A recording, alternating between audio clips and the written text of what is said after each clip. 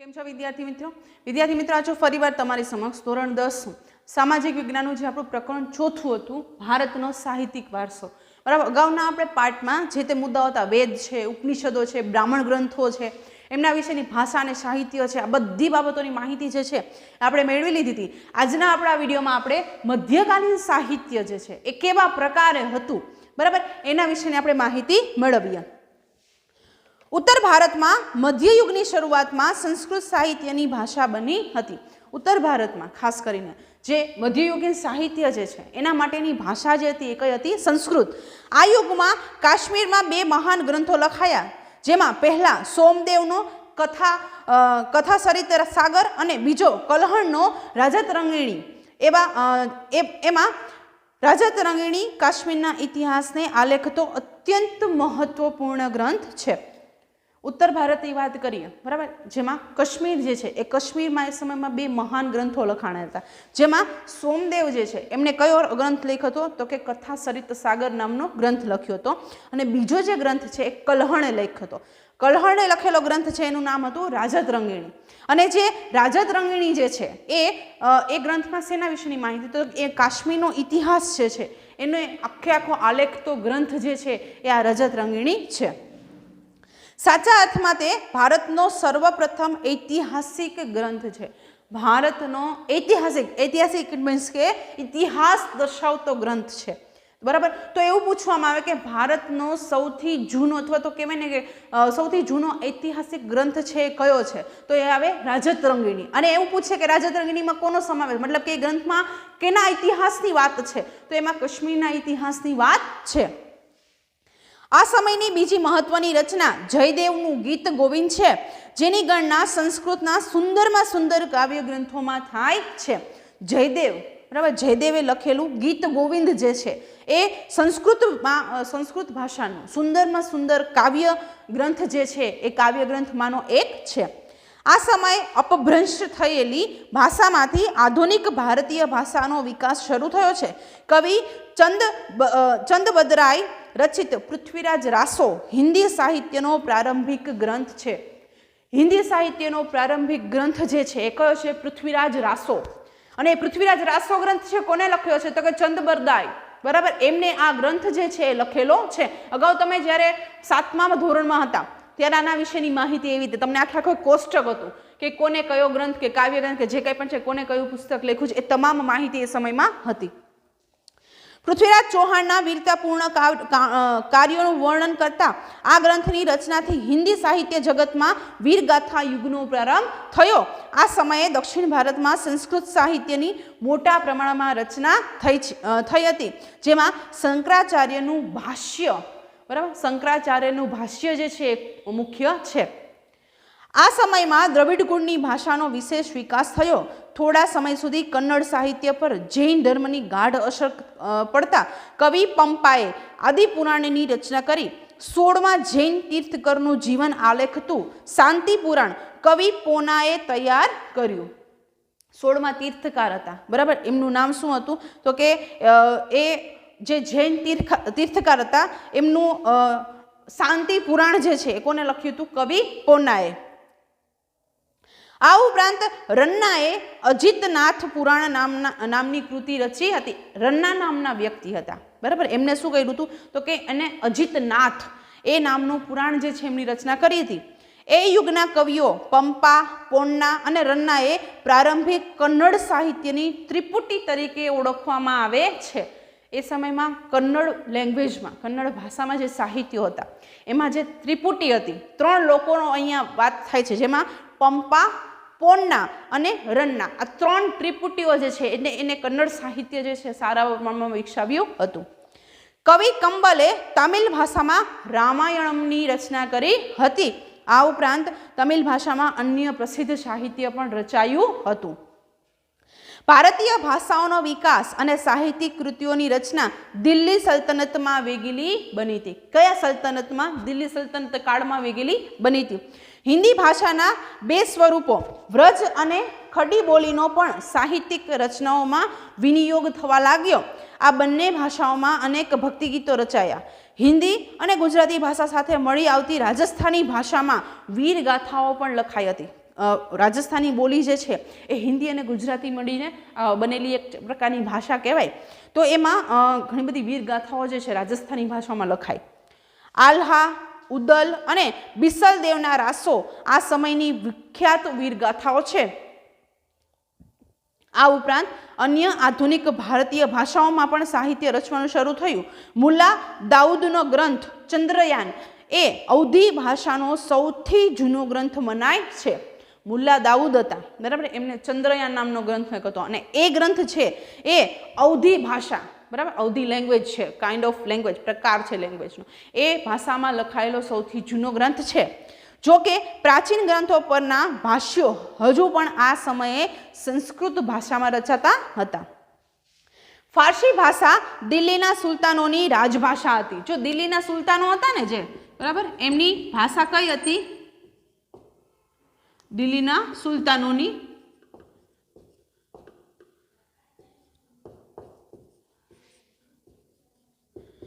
એ સમયમાં ફારસી ભાષા હતી. દિલ્હીના સુલતાનોની જે ભાષા હતી એ લોકો જે જનરલી ફારસી ભાષામાં અનુવાદ કરતા. આ યુગમાં અનેક ઇતિહાસકારો થયા. ગિયાસુદ્દીન બર્ની એ તારીખે ફિરોઝશાહીની રચના કરી, જેમાં ખલજી અને તુગલક વંશના રાજ્યોનું વિસ્તૃત વિવરણ જે છે વિવરણ કરવામાં આવ્યું છે. કોને? ગિયાસુદ્દીન બર્ની, બરાબર. ગિયાસુદ્દીન બર્ની નામના વ્યક્તિએ તારીખે ફિરોઝશાહી એ નામનું જે છે એનો રચના કરી અને એ તારીખે ફિરોઝશાહી જે છે એમાં કોનું વર્ણન કરવામાં આવ્યું છે? તો કે એમાં તુગલક વંશ અને ખલજી વંશ છે એમનું વિવેચન કરવામાં આવ્યું છે. તેણે રાજકીય સિદ્ધાંતો ઉપર ફતવા એ જહાદારી નામનો ગ્રંથ પણ લખ્યો હતો. શેમાં? તો કે રાજકીય સિદ્ધાંતો હતા એ સમયમાં દિલ્હીના સલ્તનત કાળમાં સુલતાનોના, એના ઉપર એમને ફતવા એ જહાદારી એ નામનો ગ્રંથ છે એ પણ લખ્યો છે. કોને? તો કે ગિયાસુદ્દીન બર્ની જે હતા એમને. અમીર ખુશરો આ સમયનો સૌથી મહાન સાહિત્ય ગણે છે. સલ્તનત કાળનો મહાન સાહિત્યકાર જે છે, બરાબર, એ કોણ છે? અમીર ખુશરો.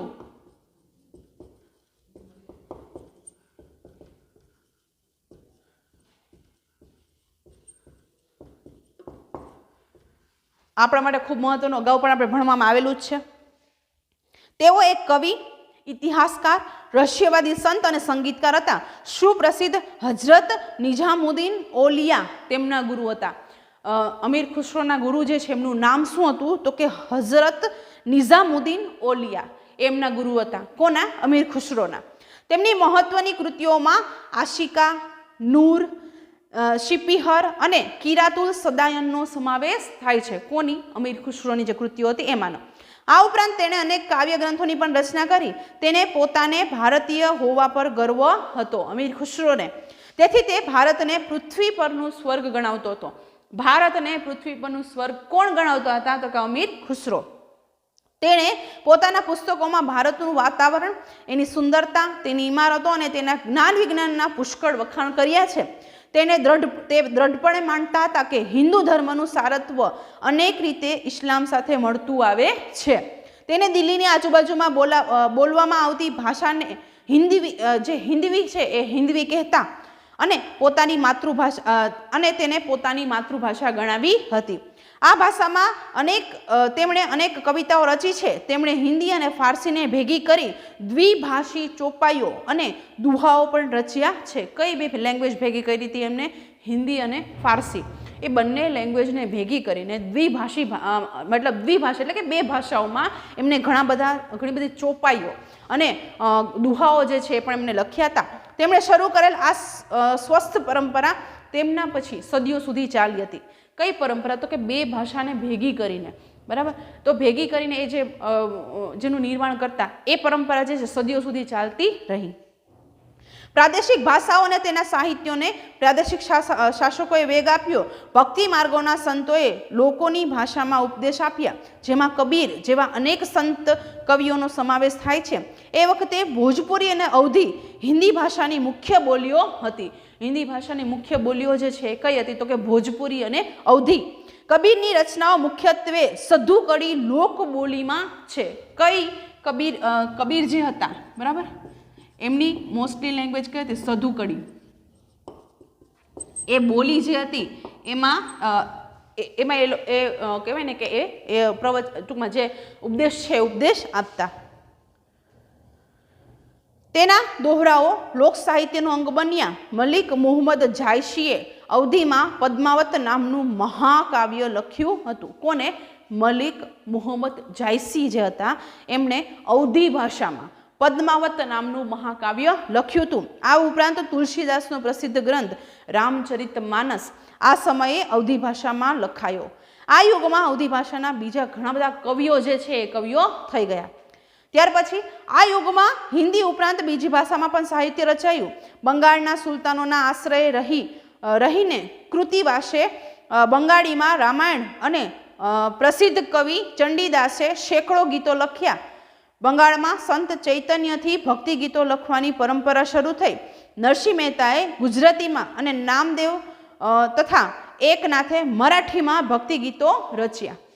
આપણને ખબર છે નરસિંહ મહેતાએ ગુજરાતીમાં અને નામદેવ અને જે એકનાથ હતા બરાબર એમને બંગાળીમાં મતલબ એની લેંગ્વેજમાં કેટલા બધા કહેવાય ને કે જે ભક્તિ ગીતો હતા એ રચ્યા હતા. જેનુલ અબિદીનના આશ્રયે કાશ્મીરમાં મહાભારત અને રાજતરંગીણી જેવા અનેક સંસ્કૃત ગ્રંથોનો ફારસી ભાષામાં અનુવાદ કર્યો હતો. વિજયનગરના સમ્રાટોના શાસનકાળમાં સંસ્કૃતનો વિકાસ ચાલુ રહ્યો.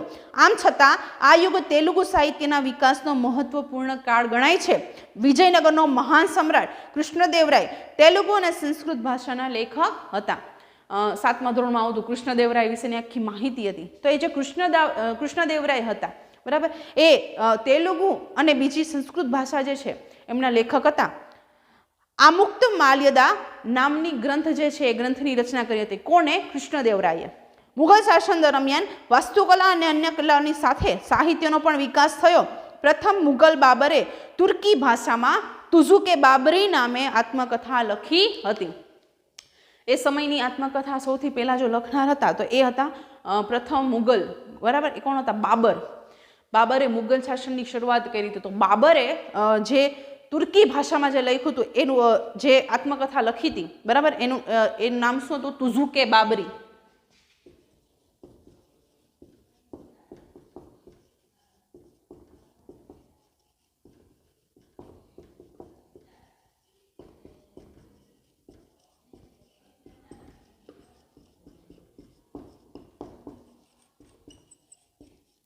બાબરે તુર્કી ભાષામાં આત્મકથા લખી જેનું નામ હતું તુઝુકે બાબરી, જેનું ફારસીમાં બાબરનામા નામથી ભાષાંતર કરવામાં આવ્યું હતું.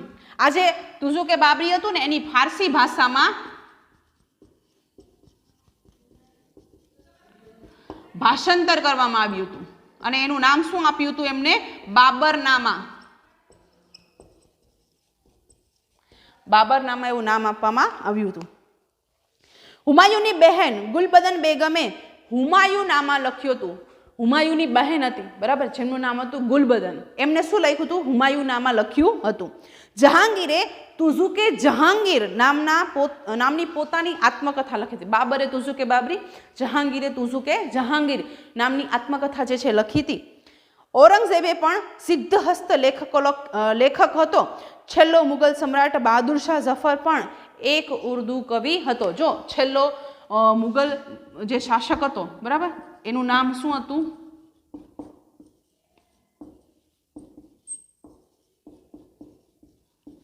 છેલ્લો મુગલ. આવું પૂછવામાં આવે કે છેલ્લો મુગલ જે કહેવાય ને કે મુગલ બાદશાહ હતો બરાબર એ અથવા તો સમ્રાટ હતો એનું નામ શું હતું? બહાદુર શાહ.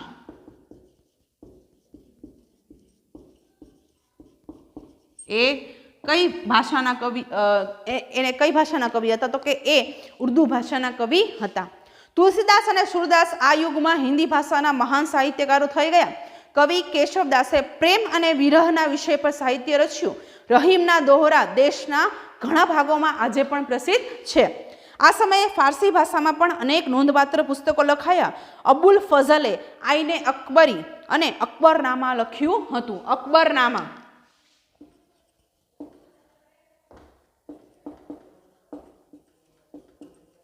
બરાબર. બે અબુલ ફઝલ જે હતા એમને બે કહેવાય ને લખ્યા હતા. એક તો છે આઈને અકબરી અને બીજું છે અકબરનામા.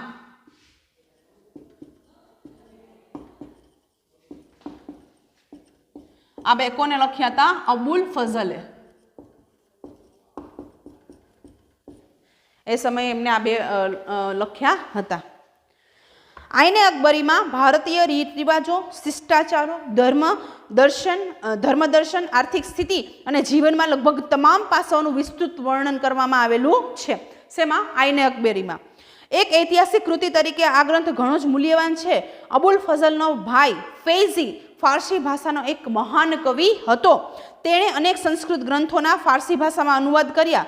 અકબરે તો મહાભારત, રામાયણ, અથર્વવેદ, ભગવદ્ ગીતા અને પંચતંત્ર જેવા ગ્રંથોના અનુવાદ કરવા માટે એક અલગ ખાતાની પણ સ્થાપના કરી હતી. કોને? અકબરે. અકબરના સમયમાં ઇતિહાસના ઘણા ગ્રંથો લખાયા હતા. કોના સમયમાં સૌથી વધારે ઇતિહાસના ગ્રંથો લખાયા હતા? ક્યાં? મુગલ બાદશાહના સમયમાં. તો એ આવશે અકબર. મધ્યયુગની સૌથી મહત્વની ઘટના ઉર્દુ ભાષામાં જન્મી છે. આ નવી ભાષા સાહિત્યની દ્રષ્ટિએ સૌથી સમૃદ્ધ એવી અન્ય આધુનિક ભાષાઓની હરોળમાં આવી ગઈ. આ ભાષામાં વલી, મીરદર્દ, મીરતકી મીર, નઝીર અકબરાબાદી, અસદુલ્લા ખાન, ગાલિબ જેવા મહાન કવિઓ થઈ ગયા. 18મી સદીમાં ઉર્દુ ગદ્યનો પણ વિકાસ થયો. સંસ્કૃતના મોટા ભાગના ઐતિહાસિક ગ્રંથોનું ઉર્દુમાં ભાષાંતર થવા લાગ્યું.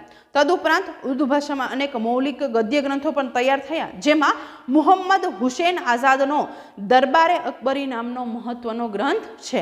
તો આ આપણે મધ્યકાલીન સમયમાં જે સાહિત્ય હતું, બરાબર, એના વિશેની માહિતી મેળવી. નેક્સ્ટ વિડીયોમાં આનાથી આગળના મુદ્દાઓ જે છે એમની આપણે ચર્ચા કરીશું. ત્યાં સુધી નમસ્કાર.